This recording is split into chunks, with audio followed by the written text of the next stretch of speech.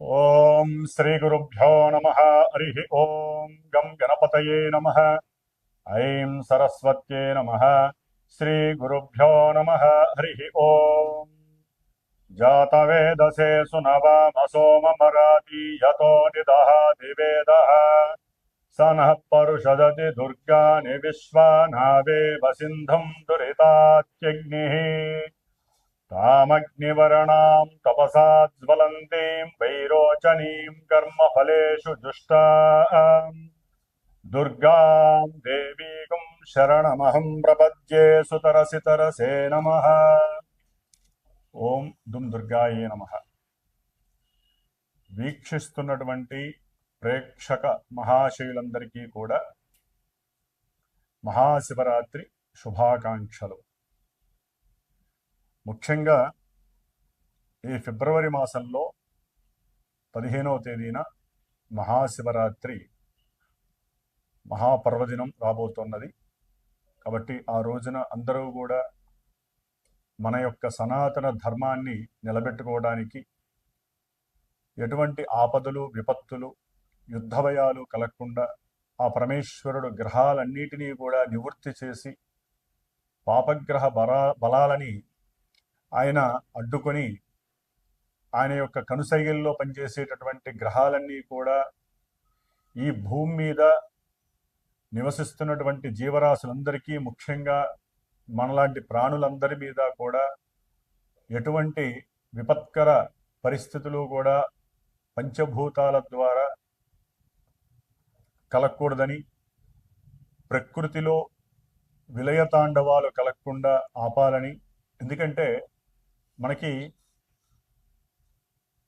దాదాపుగా కొన్ని నెలల బట్టి కూడా ఈ చతుర్గ్రహ కూటమి చాలా విశేషమైనటువంటి దోషాలని కలుగజేస్తూ విపరీతమైనటువంటి ప్రమాదాలు, యుద్ధ భయాలు, రాజకీయ నాయకుల మధ్య ఎన్నో రకాలైనటువంటి విభేదాలు, దేశాల మధ్య సరైనటువంటి ఒడంబిక లేక రకరకాలైనటువంటి సమస్యలు, ఉద్యోగరీత్యా ఎంతోమంది ఇబ్బందులు పడుట, ఒక దేశం నుంచి ఇంకో దేశానికి, ఈ దేశం నుంచి ఇంకో దేశానికి వెళ్ళలేనటువంటి పరిస్థితులు, ఎన్నో రకాలైనటువంటి ఇబ్బందులు పడుతూ ఉన్నటువంటి మన ప్రాణుల మీద ఆ పరమేశ్వరుడు యొక్క దయ కృపాకటాక్షము కలగాలని అందరూ కూడా శివరాత్రి రోజున పరమేశ్వరుణ్ణి అభిషేకిస్తూ ఆయన యొక్క అర్చనని చేస్తూ చక్కగా ఆయన యొక్క నామస్మరణతో జాగరణ చేస్తూ మన యొక్క ఆరోగ్యాన్ని, ప్రపంచ లోకక్షేమాన్ని మనం కోరుకుంటూ,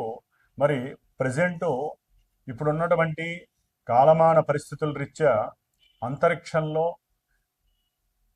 మకర రాశిలో ఉన్నటువంటి రవి, బుధ, శుక్ర, కుజ 4 గ్రహాలు చతుర్గ్రహ కూటమిగా ఉంటూ ఫిబ్రవరి 3వ తేదీన మరి వ్యాపార గ్రహము, ఆరోగ్యానికి ముఖ్యమైనటువంటి గ్రహము, బుద్ధికి అట్లాగే మనం మాట్లాడే మాటకి ముఖ్యమైనటువంటి గ్రహం ఏదయ్యా అంటే బుధగ్రహము. మరి ఈ బుధగ్రహము ధనిష్ఠా నక్షత్రము 3వ పాదంలో ఉండి కుంభరాశిలో అడుగు పెడుతున్నాడు. అలాగే ఫిబ్రవరి 6వ తేదీన వివాహ కారకుడు, అఖండమైనటువంటి భోగభాగ్య సంపదలనిచ్చేవాడు, రత్నాలని, బంగారం యొక్క నగలని, అట్లాగే సినిమా వ్యవస్థని నిలబెట్టేటటువంటి వాడు, అందానికి, ఆకర్షణీయతకి, నేత్రాలకి,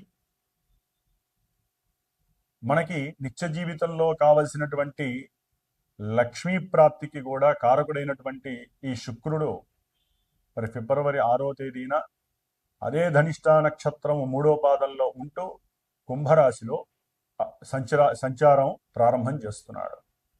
మరి ఈ బుధుడు, శుక్రుడు ఇరువురు కూడా లక్ష్మీనారాయణ స్వరూపాలు, ఇరువురు కూడా జాతకరీత్యా మిత్రులు, అంటే ఫ్రెండ్స్. మరి వీరిరువురు కూడా తన యొక్క మిత్రక్షేత్రమైనటువంటి కుంభరాశిలో అడుగు పెడుతున్నారు. కానీ ఆ కుంభరాశిలో కొన్ని నెలలుగా సంచరిస్తున్నటువంటి సొంత నక్షత్రం శతభిష నక్షత్రంలో ఉంటూ పాపగ్రహమైనటువంటి ఎన్నో అపోహలని, ఎన్నో ఇబ్బందులని, భయాలని, మోసపూరితమైనటువంటి చర్యలను చేసేటటువంటి రాహువు ఛాయాగ్రహము ఆ యొక్క కుంభరాశిలోనే సంచరిస్తోంది. మరి ఆ రాహుగ్రహము యొక్క క్షేత్రంలో, శని యొక్క క్షేత్రంలో ఈ యొక్క బుధుడు, శుక్రుడు ఈ 2 గ్రహాలు కూడా సంచరించటం కొన్ని ఇబ్బందుల్ని కలుగజేసేటటువంటి పరిస్థితుల్ని కలుగజేస్తుంది.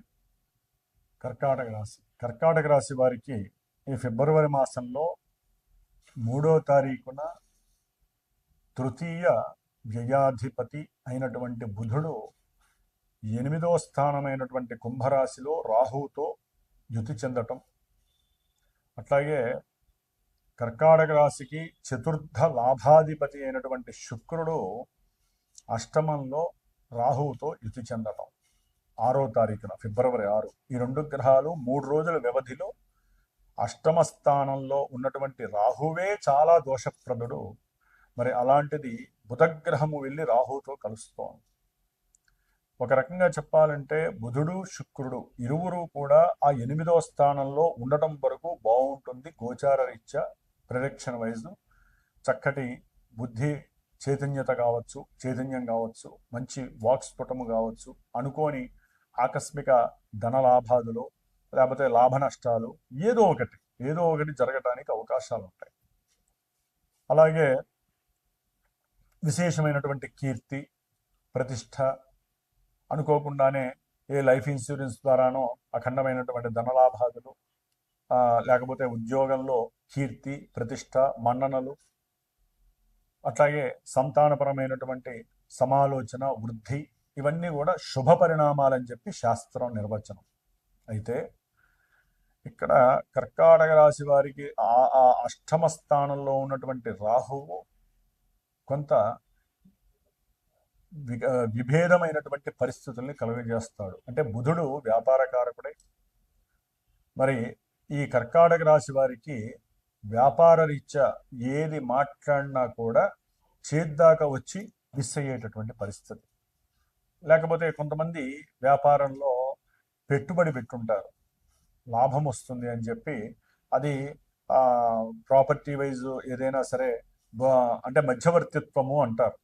మధ్యవర్తిత్వము లైఫ్ ఇన్సూరెన్స్ కంపెనీల్లో కావచ్చు, లేకపోతే చిట్టి పాటలు వేసేటటువంటి సంస్థల్లో కావచ్చు, జూద పంద్యాల్లో కావచ్చు, ఆకస్మికంగా వాళ్ళకి ఏదో లాభం వచ్చేయాలి. అలాంటి వాటికి సంబంధించినటువంటి వాటిల్లో ఎక్కడో అక్కడ పెట్టే అవకాశము, లేదా విమానయాన సంస్థల్లో సంబంధించినటువంటి ఏదైనా సరే ఒక షేర్స్లో కానీ స్టాక్ మార్కెట్లో కానీ ఏదో డబ్బులు వస్తాయనే ఉద్దేశంతో ధనాన్ని వాళ్ళు ఇన్వెస్ట్ చేసినటువంటి పరిస్థితి అయి ఉండొచ్చు. అట్లాగే కుటుంబీకులు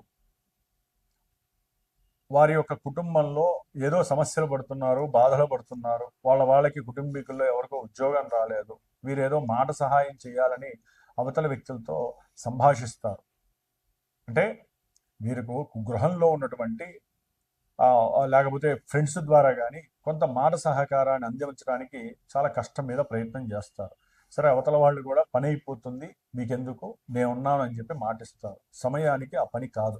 దాని ద్వారా బంధుమిత్రాదులతో కూడా వీరు కొన్ని సమస్యలను ఎదుర్కోవాల్సిన పరిస్థితి వస్తుంది. అంటే వాగ్వాదాలు కావచ్చు, వారి నుంచి దూరం అయిపోవడం కావచ్చు, ఇలాంటివి కూడా జరగడానికి అవకాశం ఉంటుంది. ఏదైనా ఆకస్మికంగా జరిగేటటువంటి తంతులు ఎక్కువగా ఉంటాయి. వీరికి వ్యాపారంలో లాభం అనుకుంటే నష్టం కలిగే అవకాశం ఎక్కువగా ఉంటుంది. పెట్టిన పెట్టుబడికి తగినటువంటి లాభము రాకుండా మోసపూరితమైనటువంటి చర్యలకి చాలా ఇబ్బందులుగా ఉంటుంది.